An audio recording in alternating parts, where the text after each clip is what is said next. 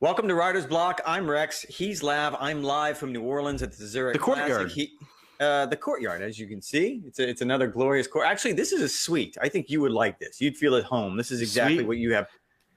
Yeah, I mean that looks basically like my house. Why don't you swing that barn door open? We can see your dirty skivvies. No. You don't want to see what's on the other side. You don't want to see how the sausage gets made. Speaking of sausage, number one. That's right. Speaking of sausage, we're in New Orleans. I'm in New Orleans. We're going to get into our favorite restaurants, which for Lab, that's going to be a list of, 15, 20 deep, because he does a lot of research on this type of the world. But the first things first, the Zurich Classic, it's a team format, 80 teams. They're playing four balls, foursomes. It is one of the bright spots of the PGA Tour schedule, in my opinion, not just because of the food, which is very, very good, but I do like the format. I like something different. But if we were going to mix it up, Lab, what could they add to this that might liven things up? Boy, I thought we were in agreement that they should do things different because it does need some livening up. I do think that the move to go to alternate shot or foursomes play in the final round was a good move a couple of years ago. It's just too flat if everyone's shooting 57, 58, 59. It takes too long.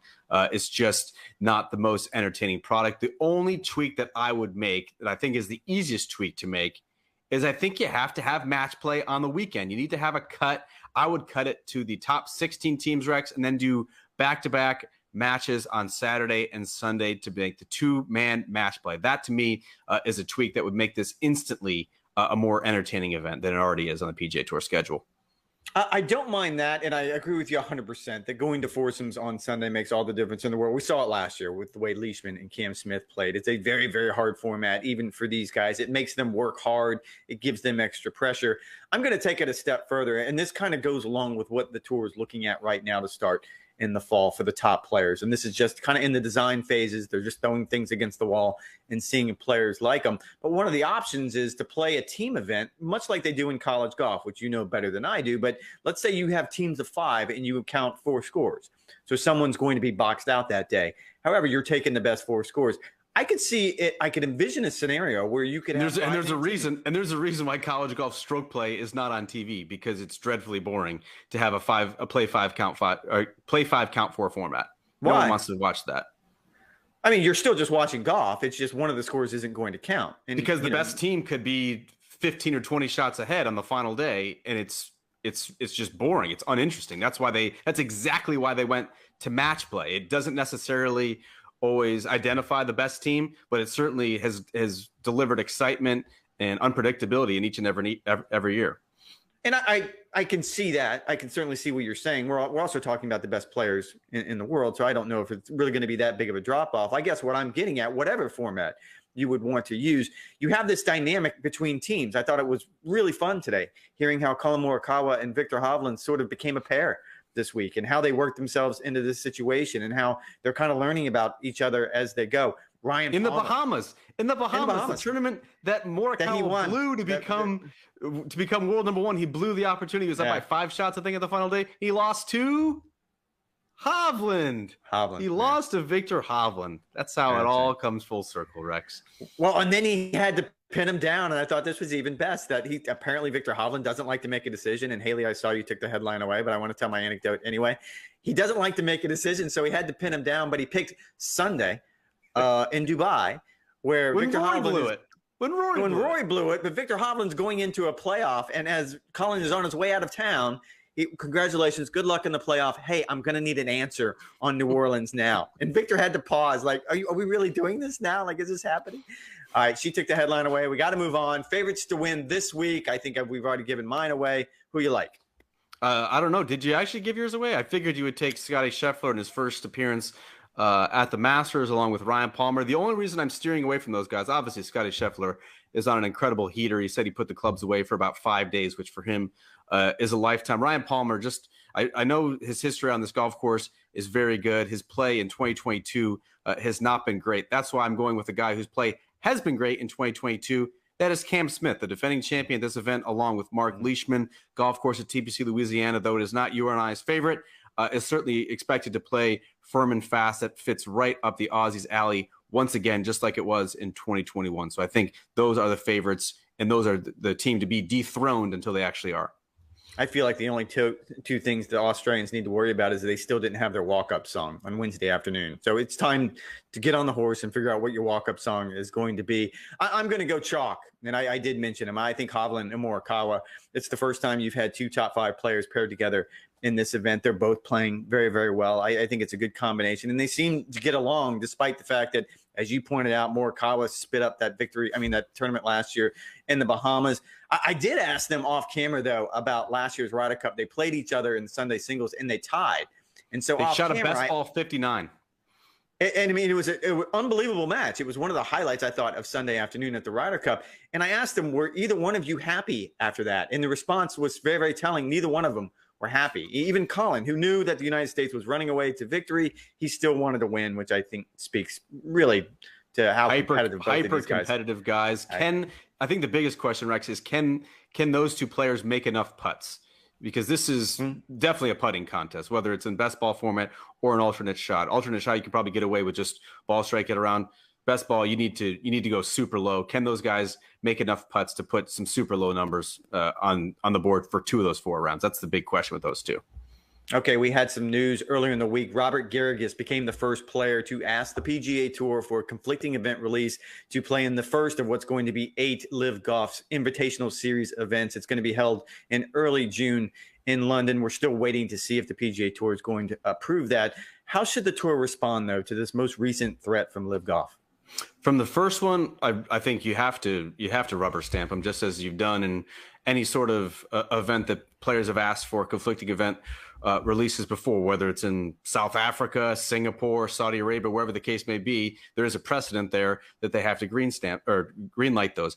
The issue for me, Rex, is what happens when you have those 4 consecutive events that are going to be played in the United States. If I'm Commissioner Jay Monahan of the PGA Tour, I call these players bluff. I say, bring in the lawyers. Let's get this thing down and dirty. Ooh. And if you want to go play for this Live Golf Series, go nuts. Because if you're the PGA Tour brass, you do not want the player on your tour who is in it solely for the money. Because there are dozens, if not hundreds, of other guys who are doing it to bolster their legacy and not necessarily interested in collecting the $5 million first place prize. That's the only reason why you would go play these events, Rex. It's not for prestige. It's not because you like the venues that this Live Golf Series is going to. It's because you want to pad your wallets with multi-million-dollar first place prizes. That's the only reason. So if you're only in it for the money, good riddance. Well, when did greed become a bad thing, though? Like, I don't understand why it's okay in every other sport. From a golf fan's perspective? From a golf fan's perspective, do you want a guy who's interested in legacy or a guy who's interested in monetary value? I mean, we can sit here and talk about why can't you have both. That's a bunch of different conversation, and I think an argument can be made that they should be allowed in the PGA Tour. They're independent contractors. Well, no, I think the players are trying to get both. They want to get paid, and whether if that's by Live Golf or that's by the PGA Tour, they don't really care which front that's on. Right now, it's Live Golf that's offering these huge sums of money. So I don't know why the Players Championship is at a $20 million purse. These eight Live Golf Invitational Series events are going to have $25 million purses. So I can keep matching you shot for shot here. I mean, it's a lot. You can scoff. It's $5 million more than the largest purse on the PGA Tour. I don't know when, again, greed or when making money became a bad thing. Why can't they have both? Why can't they have legacy? They and do make have money both like on the other PGA athletes do Tour in other sports? They do, but the only this is going to even the playing field. No, they don't. This is about market value, and market value is what people are willing to pay. And right now, market value says, according to Live Golf, $25 million a purse. Per then how come the best players in the world all want to play on the PGA Tour and not this Live Golf Series? I think you and I both know that wasn't the case up until a few weeks ago. Thanks to Phil Mickelson, that turned the tide, and I think it's still up for debate. I think there's still players. I think there's multiple players who want to go play in this invitational series. What they have come back with is much different than what they originally proposed with a full 18 event schedule. And you and I went very, very deep on this in the podcast. So if you have any more interest in it, please check out the podcast. But it is a lengthy conversation. And I would just counter saying that I don't know why you would look at an independent contractor and say that there's something wrong with him wanting to get paid more. So what should the tour do? You never answered the question. I said call their bluff.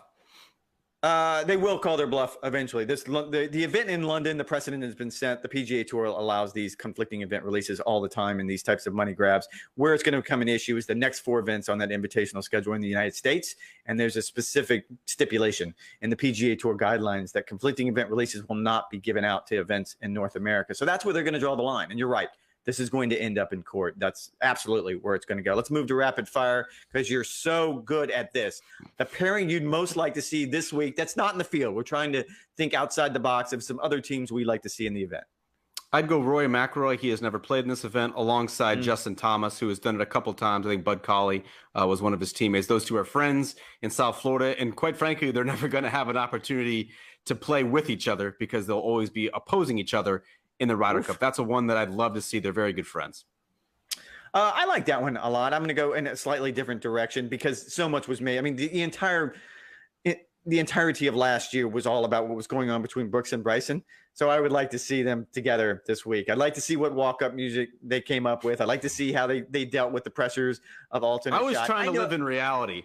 I was trying to live in the real world. I don't think either one of us are living in reality, if you want to be honest on this one. All right, second one out. Which sleeper team do you like this week? You also could have said Phil and literally anyone else on the PGA Tour. Anybody else on the PGA Tour. Because that would have been good fun too. Sleeper team, I like Max Homa and Taylor Gooch, best friends on the PGA Tour, top 20-ish or so last year in this tournament. To kind of get the juices flowing. Two very good players. They've had very good, I would call them underrated years so far in 2022. That would be the definition of a sleeper team. Would not surprise me at all if they're in contention on Sunday. I'm going to beat you to the punch on mine. Let's go ahead and call mine just like a comatose pick because they go beyond sleeper pick. I understand that. This is the heartstrings talking. It's is this Jay the Haas's? Is this the Haas's? Of course. It's Jay Seriously. Haas. Come on. I know. And look, Jay Haas. He's 68 years old. This is a terrific story. It's a fantastic story. This is a serious video.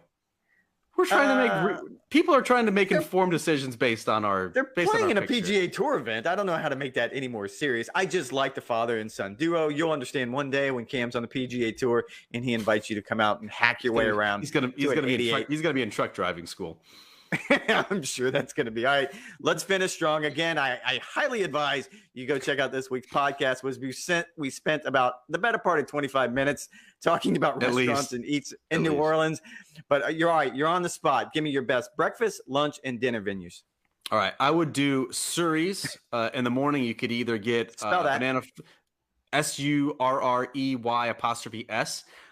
You could either get the Banana Foster French toast there, or you could get the bagels and lox. Either of those, you cannot go wrong. For lunch, if it's on a Friday, I would go to Galatoire's. They have a famous Friday lunch. Look forward to doing that in June. And for dinner, Pascal's Manal.